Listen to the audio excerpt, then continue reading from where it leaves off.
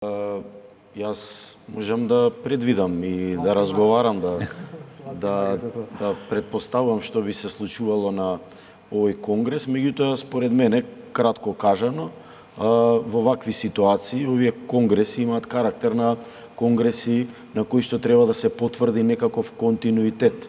Континуитет во една кадровска смисла, поврзана со повторно добивање на легитимитет на актуелното раководство и континуитет во една политичка смисла, како една потврда на тоа што до сега е преземено и очекување за тоа што во иднина би можело да биде превземено.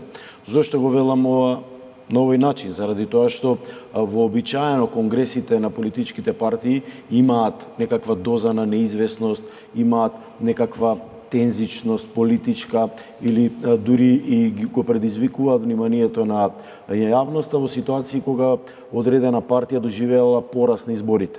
И кога имате пораз на парламентарни или на локални избори, логично е да се засили притисокот од страна на членството, на јавноста, на симпатизерите за редефинирање на партиската политика. Во овој случај или во нашиот временски период, таквите притисоци можеме да ги препознаеме кога станува збор за СДСМ и кога станува збор за ДУИ.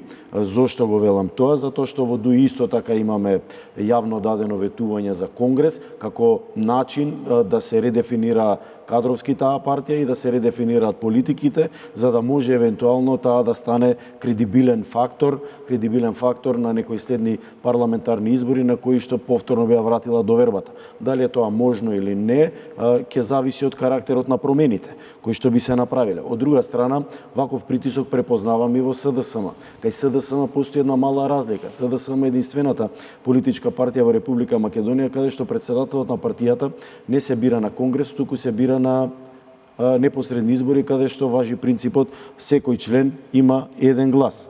Истовремено СДСМ има статутарна одредба која што вели дека после секој избори се одржува партиски конгрес на кој се прави рефлексија и анализа на изборните резултати.